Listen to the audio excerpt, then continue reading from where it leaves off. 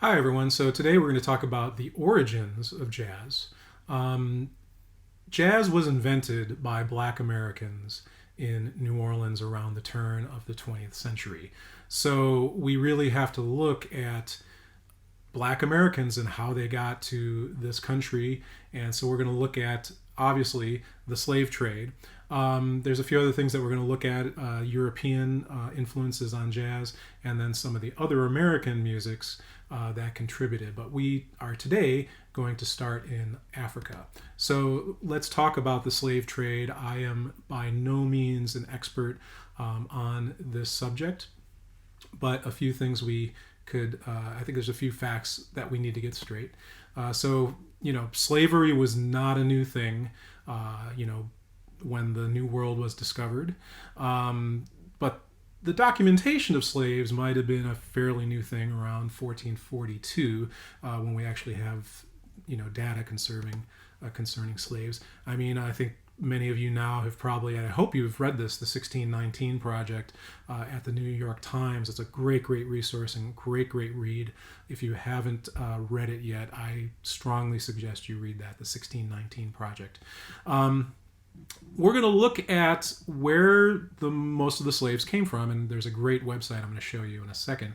But we're going to find that 85% of the slaves that got to the New World were from West Africa. And that's important because if we are going to study something about the music and, the music of the folks who came over or were thrust over against their will, most of them, we have to look at the music of West Africa, and we're going to look at that today. So, the slaves that were brought over were mainly sold, either traded from various countries, or sold directly from Africa.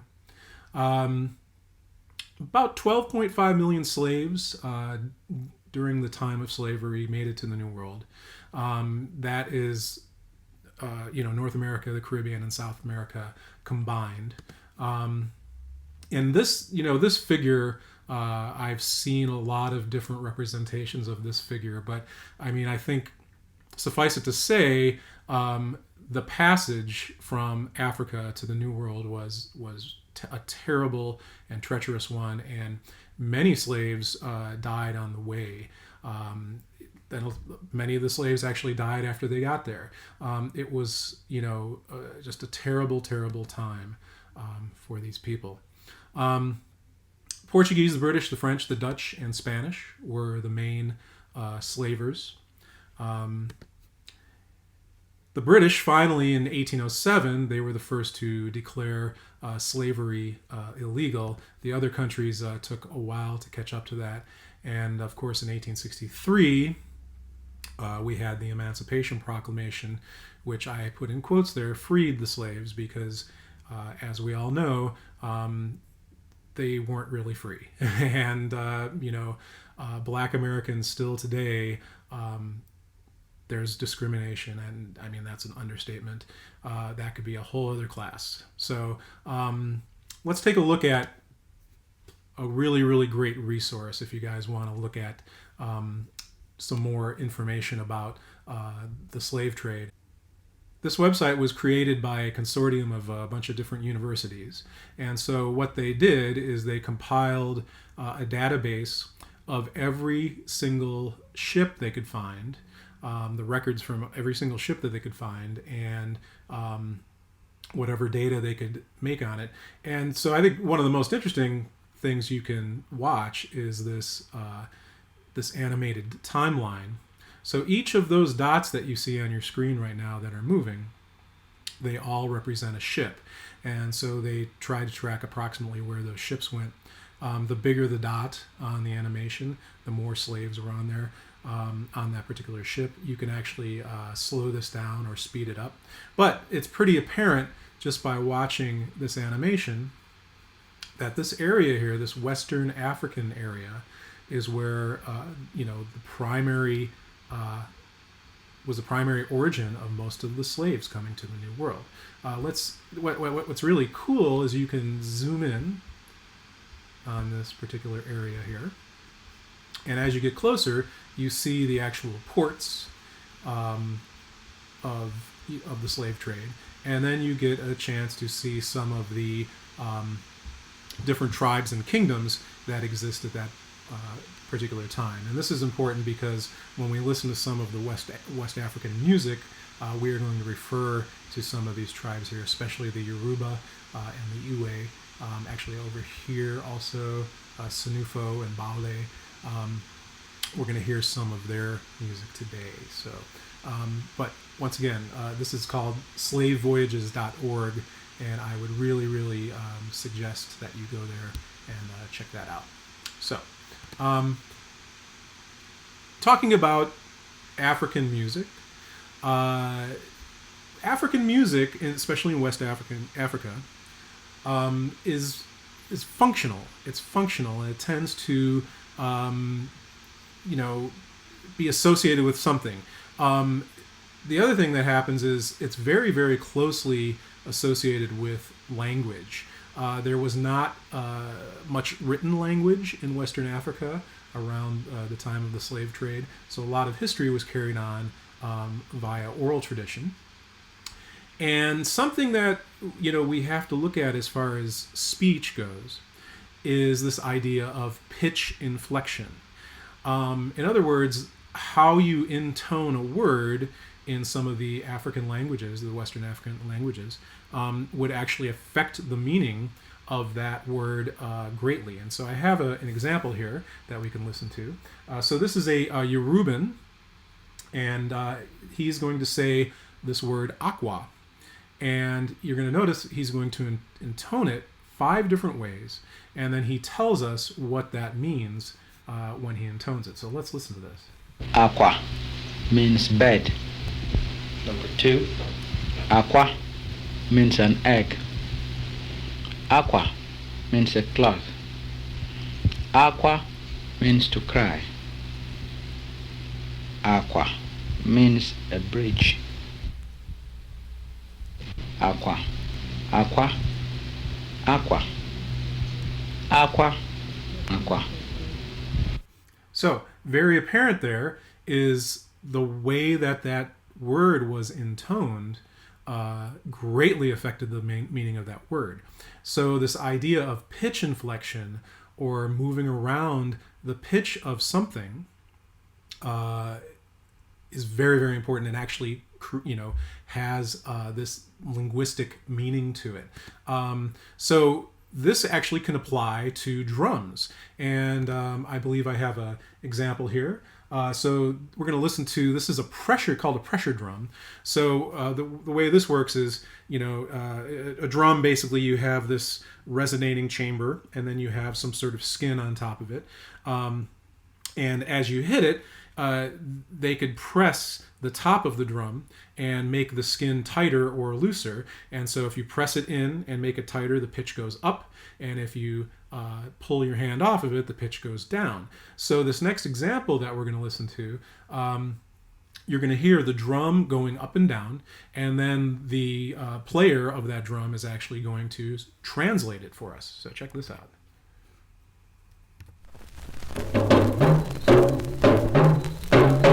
ìrònú kò ní padà ààrẹ mú kí wọ́n jẹ̀sùn ní pọ̀lẹ́ ojú wo ni bíi kákú kẹ́kẹ́ ló ṣe kò gún ní dógún bọ́ọ̀sù kòtò. So you get the idea, right? So in other words, and it almost kind of sounds a little bit like a language when you do this pitch inflection. And we're going to see this pitch inflection show up in jazz. When you play an instrument, if you sort of move the pitch of that instrument around, you sort of start to emulate that type of talking drum, or this pitch inflection that we hear in the speech. Another important part of African tradition, West African tradition, were these folks named griots. So griots were they were musical storytellers that would go from town to town, and they sort of functioned as they kind of kept the stories of each tribe. In other words, they were sort of like the librarians of the tribal history, but in an oral way. They would, when they would visit another tribe, they would create these poems and songs that would praise the leader of that tribe. Sort of a way of kind of politically being together. But they were also musical storytellers, and a lot of them played different instruments. The example we're going to listen to it's a griot from Nigeria area. He's going to be accompanying. You're going to hear him accompanying himself with a gurami, which is a two-stringed instrument that uses a gourd as a resonator. And actually, what this is a precursor of the modern banjo.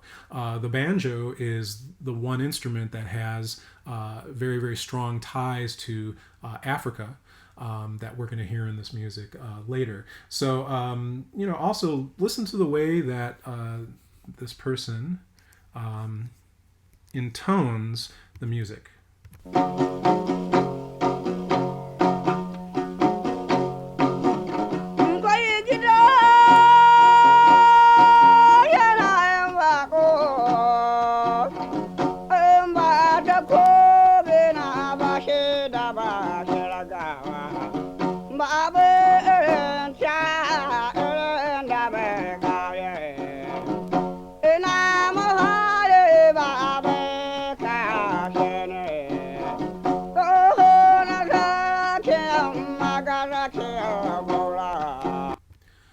I don't know about you, but that almost sounds like country blues to me, which is another sort of precursor of jazz.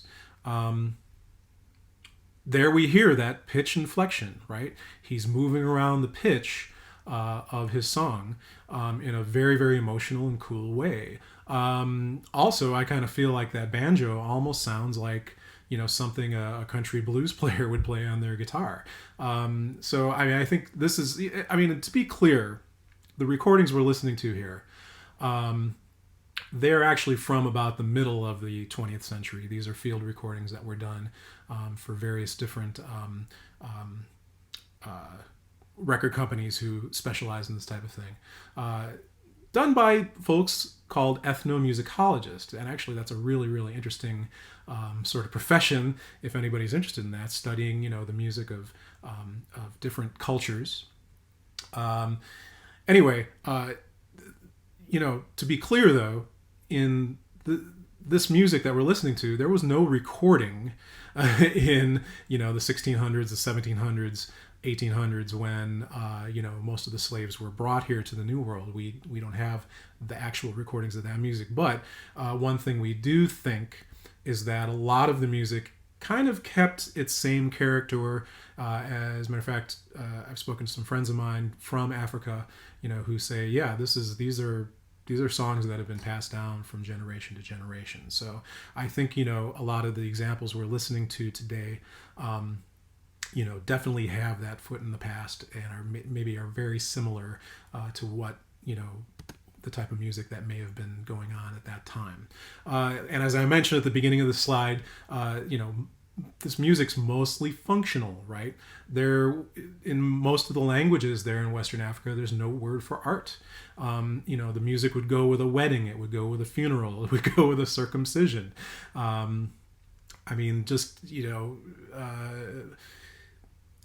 Music was just part of everyday life, and it, very important part of everyday life. This inseparable alliance, music as speech, dance as speech, music and dance going together. Just very, very important. Women were not allowed to play instruments. Now, however, they were allowed to dance and sing, and we're going to hear some examples of that later. Something I think, when we listen to some of this music, there's great skill, especially in some of the drumming that we're going to hear. And this idea in Western culture that subtlety and complexity was very, very highly valued, I think is a super important point. And, if you think back to when I was talking about improvisation and how, jazz musicians tend to, think of the cleverness and complexity of the improvisation as the way to judge each other. I think that that there may be a root there in this idea of subtlety and complexity being valued in Western African culture. So some of the other characteristics of African music. I mean, the most complex one, and probably the one that gave most of it to jazz, was the rhythm, or the rhythmic aspect of it. So Western African music generally had and has a steady pulse. In other words, one of the big differences we're going to talk about as far as time goes between jazz and European music is in jazz the time tends to be very metronomic and very steady. So in other words, tends to have this very steady sort of driving time, whereas maybe European classical music tends to breathe a little bit more. That's why if you go to a symphony concert, they have a conductor up in the front. So the conductor is actually using their hands to dictate what the tempo is. And so in a lot of European music, the tempo might slow down or speed up or do some other things. So I think this idea of steady pulse was very, very important in African music, and maybe that's one of the reasons that of course steady pulse also helps to dance, doesn't it? Right. So to create those steady pulses in a bunch of these different musics, there were different what we call ground or signature rhythms. So I'm going to play one for you now, and people who actually know some jazz are going to recognize this particular ground rhythm. Let's check it out.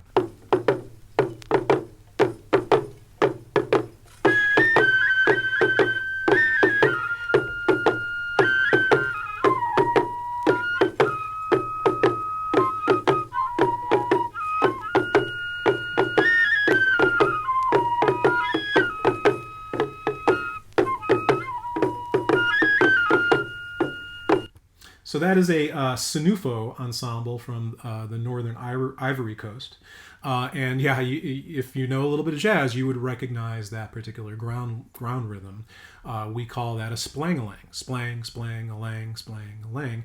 And eventually we're going to hear that rhythm played on cymbals, on either a hi-hat cymbal or what's called a ride cymbal in a little bit more modern jazz.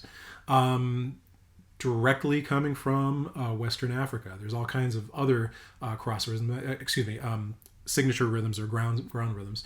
We're going to hear another one in a second. But, maybe a couple little terms here that we didn't get to the other day in our terms. So polymetric, this term polymetric means that there might be two different meters going on at the same time. So I think we talked about meter the other day.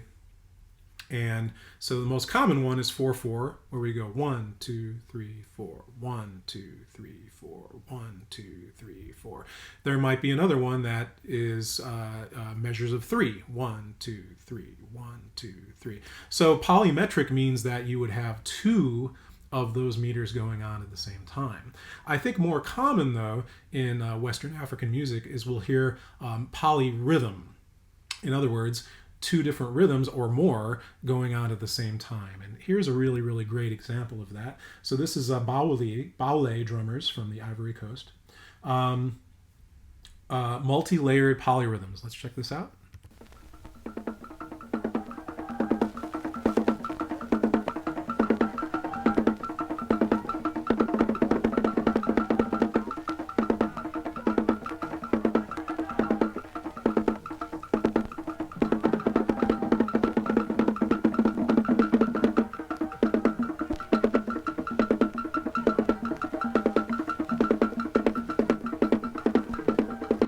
So in particular in that one, you hear that sort of bell that's going against that other rhythm there. So that's creating a polyrhythm. One feels to me like it's in maybe a meter of 4, but the bell there's actually 5 in one of those bars. So it's kind of a 5 against 4 sort of pattern going on there. Notice there's some other layers going on.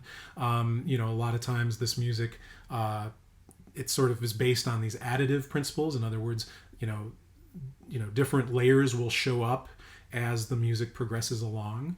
Maybe there's not the same sense of phrasing that we have in Western music. Also, once again, in this idea of being subtle and complex, definitely brings this respect to the music.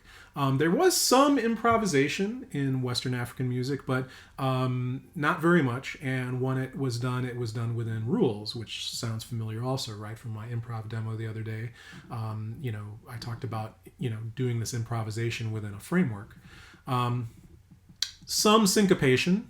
The other day we talked about what syncopation actually is, right? That's when we are accenting maybe a weak beat of the measure, but mostly we get pretty straight ahead patterns going on.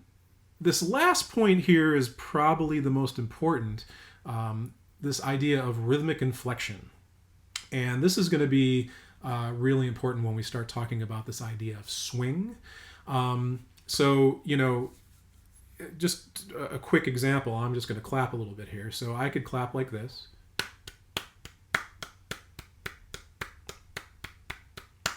Very, very little rhythmic inflection there, right? I was just clapping what I would call straight eighth notes.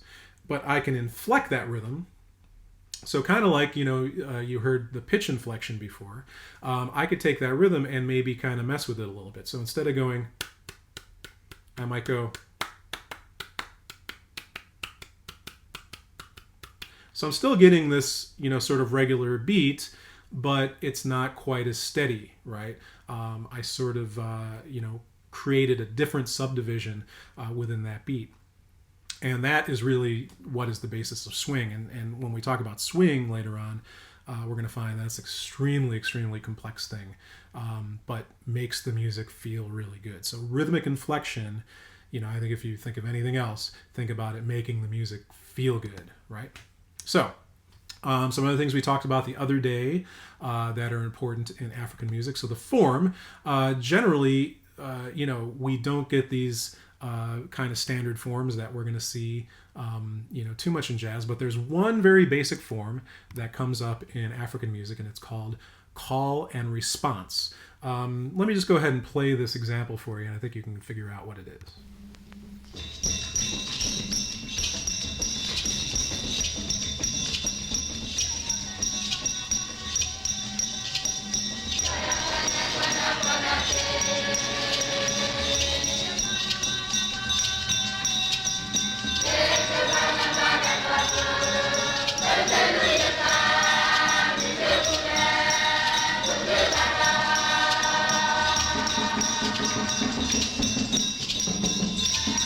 Call. Response. Call. Response. So this should be pretty familiar to us, right? Sort of a call and response. Definitely a lot. You hear that a lot in a sport, especially like African American roots gospel. We hear that a lot in the church. Certainly in the blues, we hear this idea of call and response. As a matter of fact, the blues form tends to have a phrasing that has its kind of own call and response built into it. And then, jazz, of course, is, based on, this African music, the gospel music, the blues music. So we definitely hear that call and response form used quite often. So, definitely repeats in Western African music.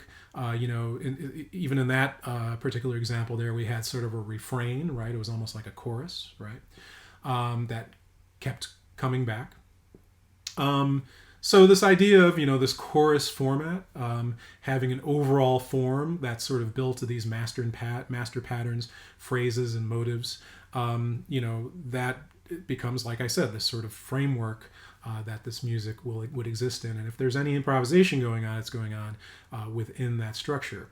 But notice I also say here, the guiding line a lot of times is the vocal melody. And, for instance, my colleague Kendrick Freeman here, who teaches the Latin band, he's an expert in Haitian music, and of course, that's also highly influenced by Western African music. And he will play the drum and listen to the vocal line, and that becomes the basis of his response, right?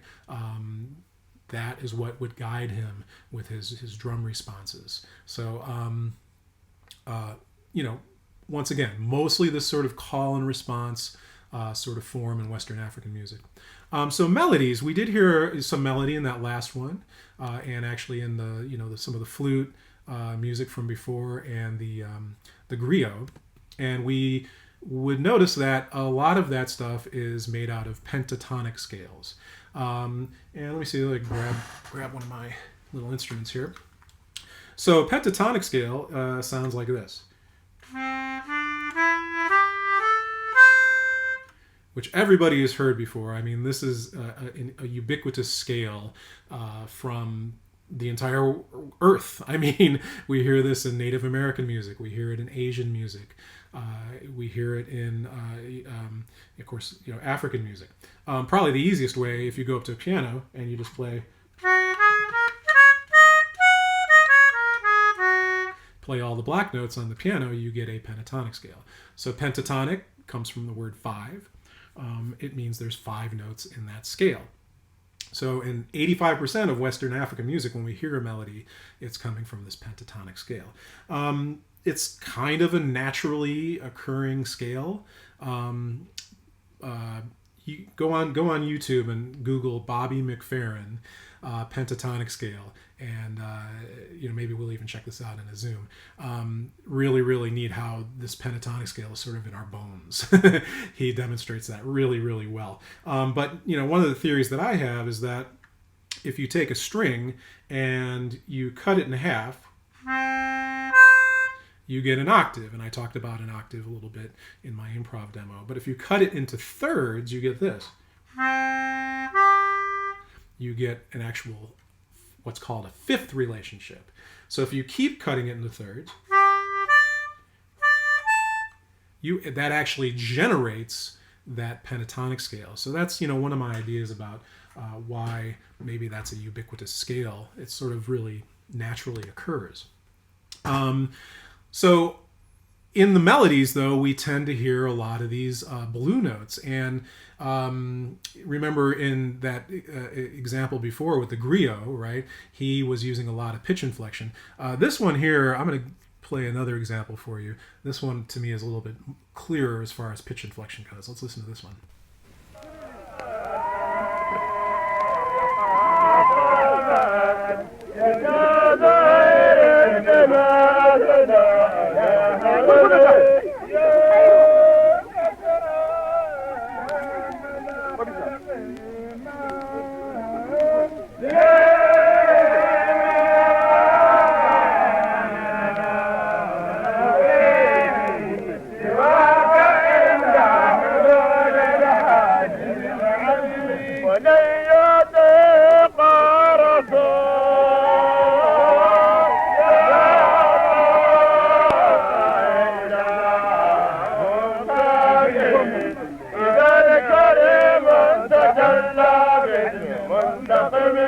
So you especially hear the soloist there really bending those notes and using that pitch inflection.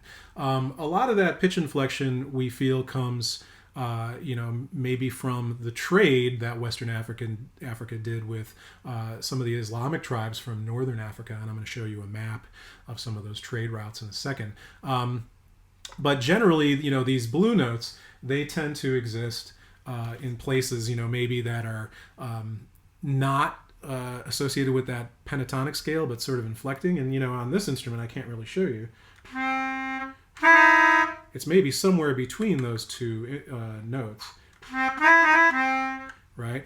So a piano player will actually sort of crush the keys together to make that sort of idea. Actually, here, it's much easily done on the trombone.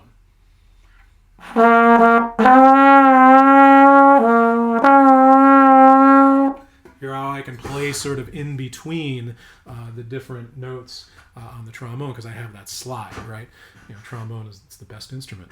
So anyway, but what I mean by lowered sevenths and thirds is that if you're looking at a Western musical scale, that's where these sort of blue notes, what they call blue notes, tend to exist. So once again, in African music, it's really a melodic music. It's not much of a harmonic music. In Western music, we tend to talk about key centers, and we have harmony that actually has to do with those key centers. In Western African music, we don't see that very much. However, that pentatonic scale does revolve around a central tone. So, most of the melodies that we hear have that idea. Here's that map I was talking about. So on the left-hand side here, this is pre-Islam, and you'll see that there was some trade with Northern Africa here going on in pre-7th century. But after that, notice all of this trading activity that was going on from Northern Africa down to what we call Western Africa here. To me, that's where a lot of that sort of nasally, pitch-inflected sound came from. Like I said, very, very little harmony as a rule. We heard a little bit in that call and response example, but not the same sort of harmony that we would hear in Western European music. Mostly fourths and fifths, so these sort of perfect intervals, occasionally some thirds.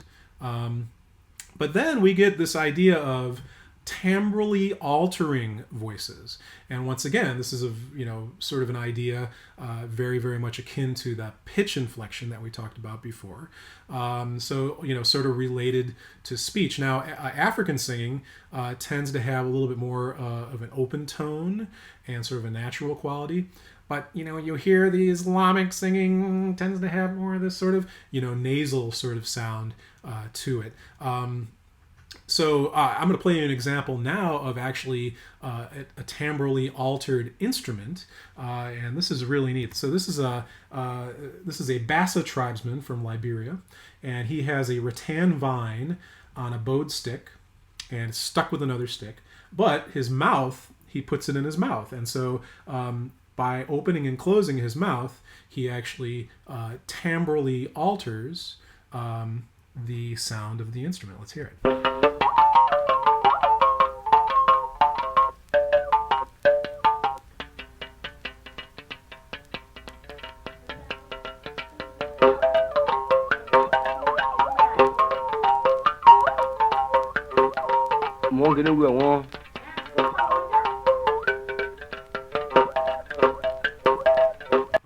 If there are any classic rock fans there, you may have sort of heard a similarity to Peter Frampton, using his talk box, right?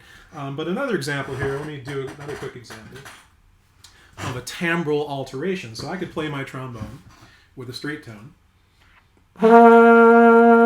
or I could use this, which is called a mute, to actually alter the timbre of that music, or that note. So now it almost sounds like a completely different instrument, doesn't it? But notice he, in the example, was doing that in real time. And, this is where we're going to hear some of this, especially in, like bands like Duke Ellington, where brass players will use mutes to timbrally alter their sound and alter the pitches of their sound.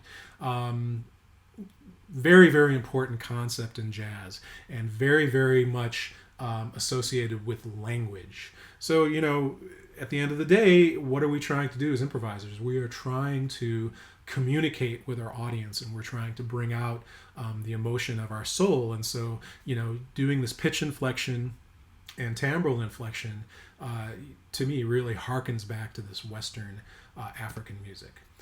Just really quick here. So this is, any of you who are interested in this, here's some of the places that the ethnomusicologists documented different types of harmony that was going on. Once again, we're not going to get real into that in this class. But so once again, I mentioned that improvisation was in there, but not maybe in quite the same way that it is in jazz. But maybe there is this connection with nonsense syllables that we're going to hear later, especially with Louis Armstrong.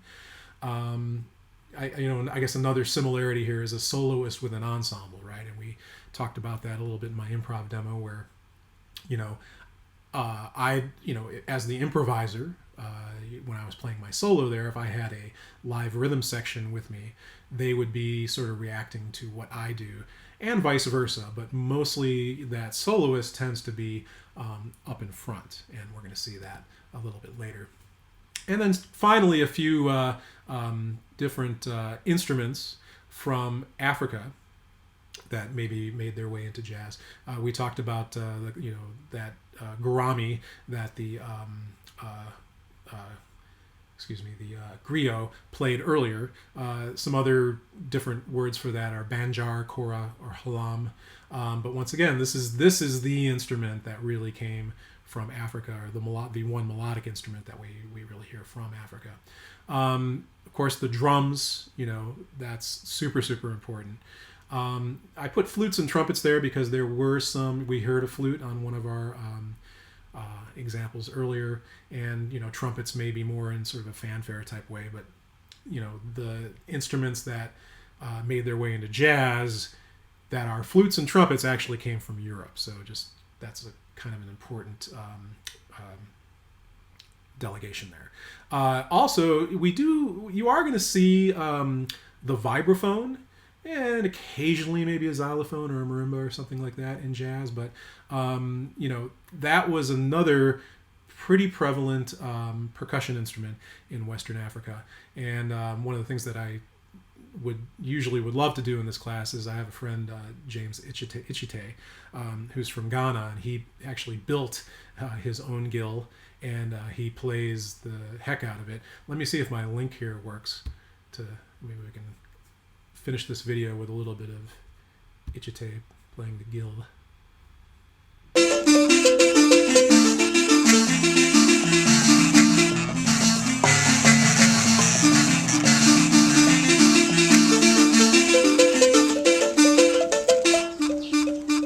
So once again, this is like a xylophone sort of instrument.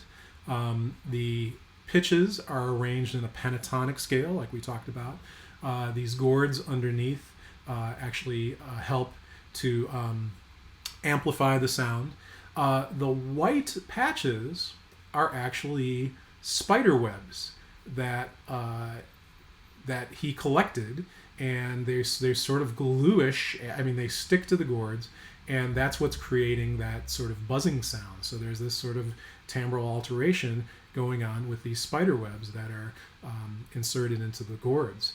Very, very interesting instrument, and James likes to tell about the music that he plays, and the different functions that his music had. So look up James on YouTube and check it out. Okay, I think that's good for today. So African origins of jazz. Next video we'll talk about some of the other origins of jazz. See you later.